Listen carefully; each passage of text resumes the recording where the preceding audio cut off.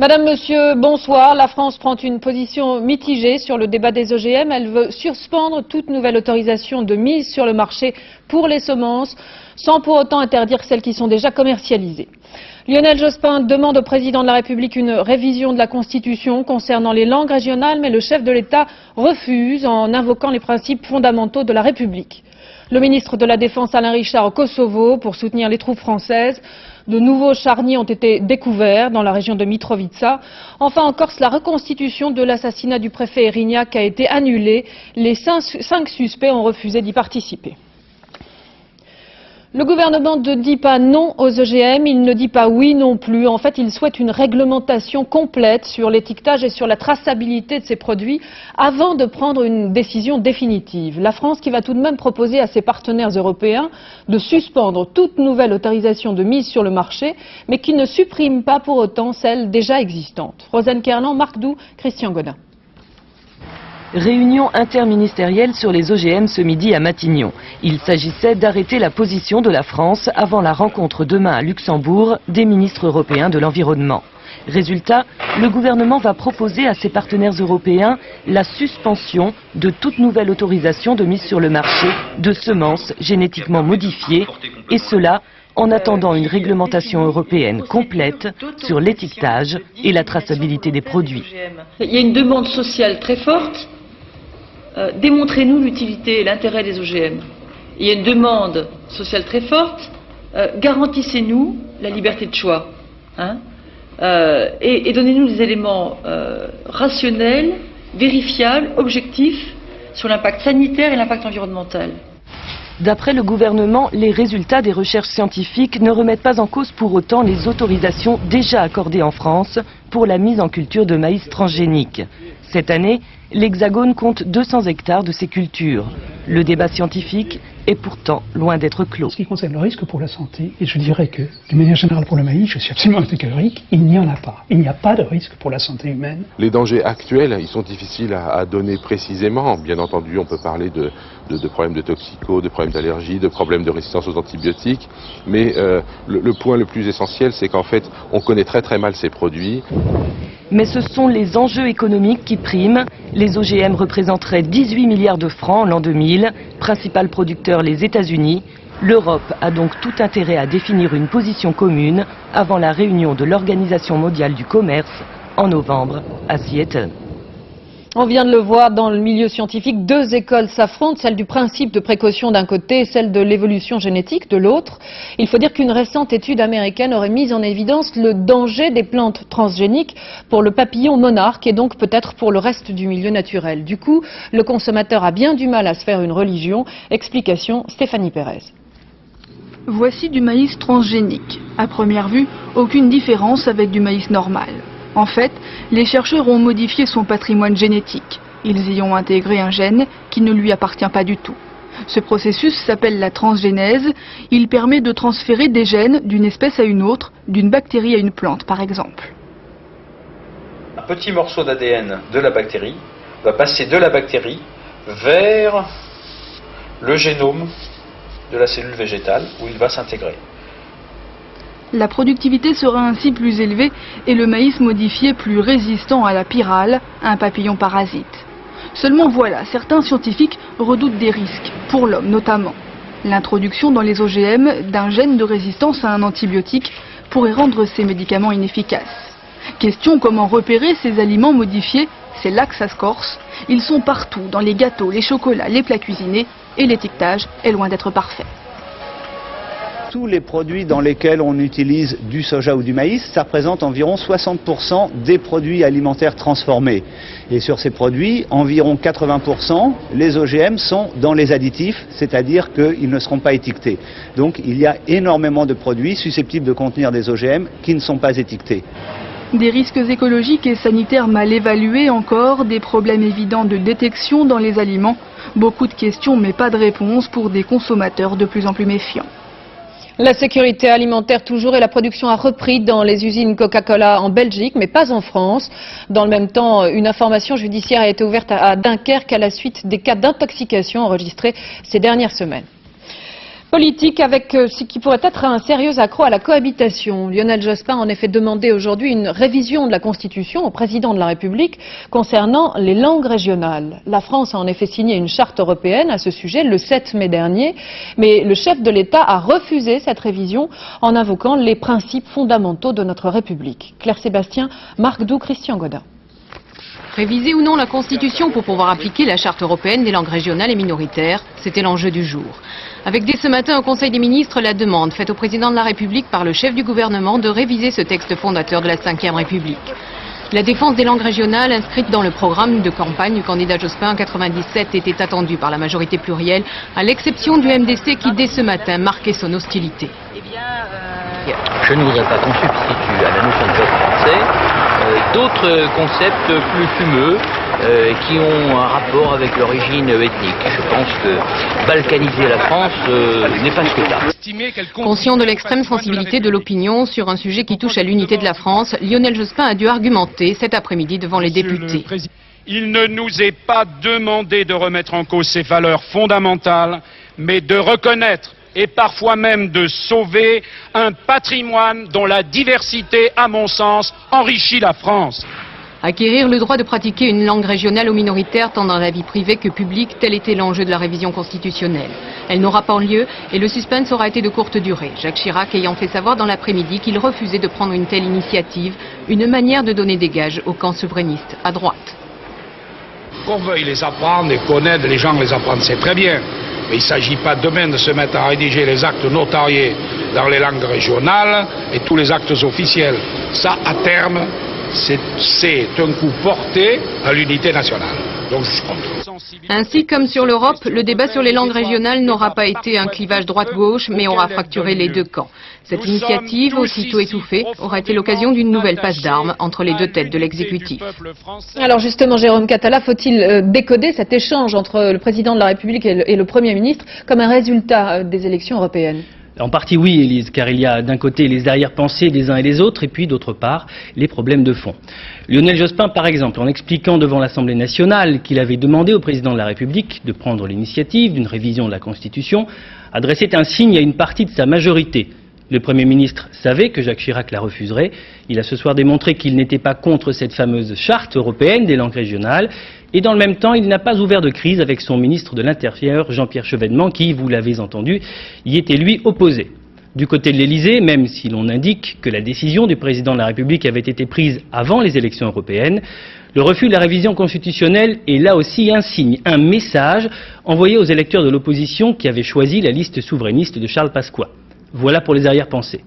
Mais il faut également savoir que cette question des langues régionales gêne depuis 1992 les présidents de la République successifs, François Mitterrand puis Jacques Chirac, ainsi que tous les gouvernements. Alain Juppé, d'ailleurs, en son temps, avait lui aussi demandé un avis du Conseil d'État. Et c'est le Conseil constitutionnel qui a tranché finalement en déclarant que le texte s'inscrivait contre l'unicité du peuple français, autrement dit qu'il était contraire à l'un des principes fondamentaux de notre Constitution. Alors le président de la République, eh bien, ce soir, a tranché, mais le débat n'est pas clos entre ceux qui ont des visions différentes de la République, un débat qui, on l'a vu, transcende les clivages politiques. Jérôme Catala, merci. En Corse, la reconstitution de l'assassinat du préfet Erignac a finalement été annulée. Les 5 suspects présents ont en effet refusé d'y participer. Il s'agissait bien sûr des 5 membres présumés du commando qui sont passés aux aveux il y a un mois. Le tireur présumé, lui, est toujours en fuite. 500 policiers étaient mobilisés pour cette reconstitution qui n'a donc finalement pas eu lieu. Alain Chabot, Stéphane Taponnier sur place. Tout avait soigneusement été mis en place. Dès 7 heures ce matin, des barrages interdisaient l'accès aux zones sensibles. 500 policiers étaient mobilisés pour assurer la sécurité de la journée. En fin de matinée, les magistrats de l'antiterrorisme débarquent à l'aéroport de Campo del Oro.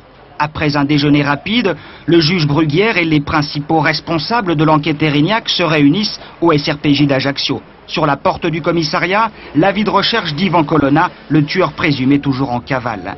Près du port, sur un parking, tout est en place pour la reconstitution. Les caméras sont maintenues bien loin. Voici le premier suspect en bleu, en haut à gauche, avec un gilet pare-balles. Didier Maranelli, c'est lui qui aurait donné le top départ de l'opération, devant la préfecture. Il est emmené à l'écart, les magistrats se heurtent à un refus. Au total, les 5 membres du commando refusent l'un après l'autre de participer à la reconstitution. nous semblait un petit peu quand même prématuré. Il manquait quand même le principal intéressé, c'est-à-dire celui qui serait identifié comme étant le tireur. Puisqu'on ne peut pas une reconstitution de cette importance sans le principal intéressé, je dirais. Bon, ils ont décidé de revendiquer, certains revendiquent quand même cette action, mais n'ont pas envie de se livrer à une partition des rôles, avec un positionnement, autant de choses dont ils ont l'impression qu'elles relèvent de l'intendance, mais qui n'ôtent rien à l'aspect politique du problème. Simple technique de défense ou véritable refus de la justice de l'État, une position qui n'enlève rien aux aveux que la plupart des membres du commando, dont ici leur chef Alain Ferrandi, avaient passé lors de leur garde à vue. Manifestement, les magistrats n'avaient pas prévu pareil cas de figure, mais face à un tel refus, des policiers peuvent très bien jouer le rôle des principaux suspects. On a donc du mal à comprendre pourquoi la reconstitution a été abandonnée en route. Au moment même où la reconstitution de l'assassinat du préfet Erignac était annulée, une confrontation était-elle organisée à Paris entre Bernard Bonnet et le lieutenant-colonel Cavalier. L'ex-préfet revoyait pour la première fois son ancien collaborateur et principal accusateur. C'est en effet Bertrand Cavalier qui l'accuse d'avoir donné l'ordre aux gendarmes d'incendier la paillote chez Francis. Caroline Sins et Jean-Christophe Duclos. Emprisonné à la santé depuis 1 mois et demi, le préfet Bonnet continue à nier toute implication dans l'incendie de la paillote chez Francis. Ce prisonnier peu ordinaire est emmené en voiture et non en fourgon jusqu'au palais de justice. Souriant, comme à son habitude, il y est arrivé peu avant 14 h pour une première confrontation avec celui qui fut son ami avant de devenir son ennemi. Le lieutenant-colonel Cavalier, libre, non mis en examen, va rencontrer le préfet pour la première fois depuis les faits. C'est lui qui a révélé au juge ce qui se tractait à la préfecture. Dans son témoignage, il affirme que le préfet savait que les gendarmes du GPS allaient incendier la paillote. Il dit avoir tenté de les dissuader de commettre cet acte fou. Le juge Combérou, venu d'Ajaccio, a donc confronté les deux hommes dont les versions s'affrontent. Il a en sa possession une cassette audio enregistrée par Cavalier après l'incendie. Une conversation avec le préfet où ce dernier reconnaîtrait avoir pris toutes les précautions pour que l'affaire ne remonte pas jusqu'à lui. La confrontation aura duré longtemps, plus de 4 heures. Monsieur Bonnet a toujours dit depuis le début qu'il aurait peut-être pu avoir une attitude plus ferme, plus claire sur ce qu'il souhaitait, mais il continue à dire que précisément parmi ses souhaits à lui, le principal était la destruction légale des paillotes, ce qui rendait inutile de détruire ces paillotes par ce qu'il appelle des voies de fait.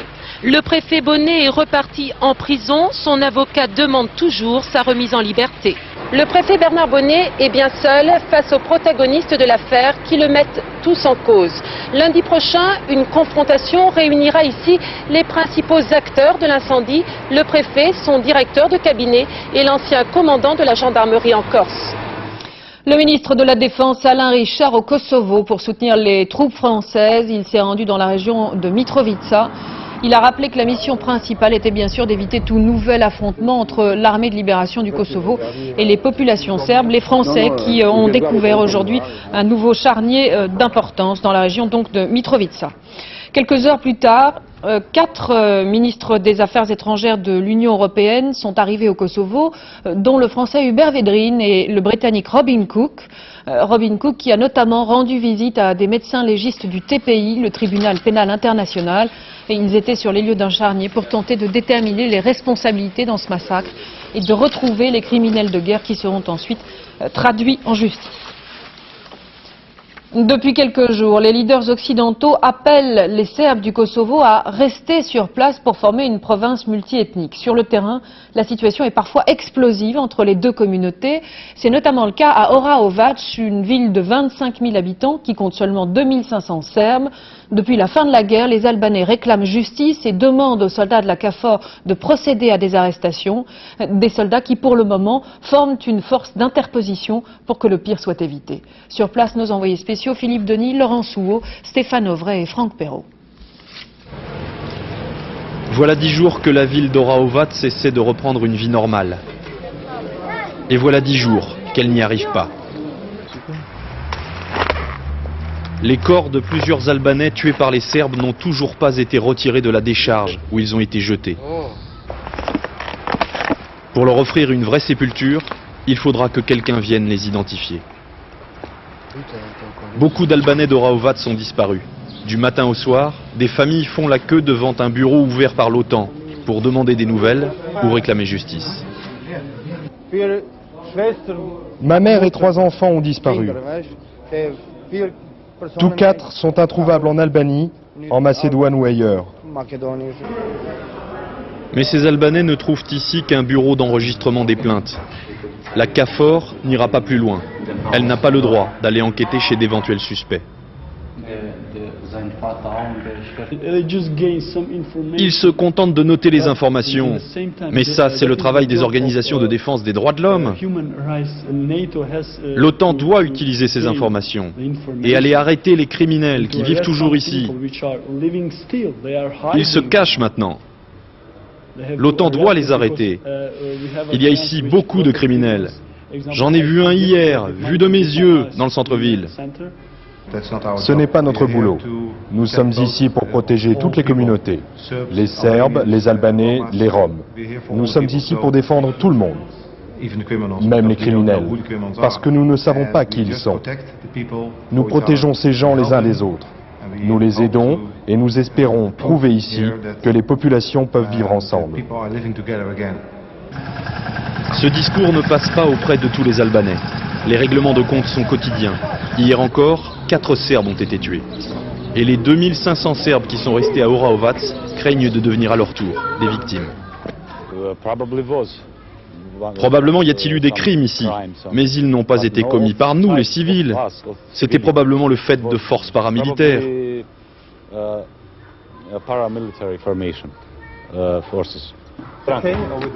Alors les Serbes se font discrets, en attendant des jours plus paisibles et en espérant que les appels au calme lancés par la CAFOR finiront par être entendus.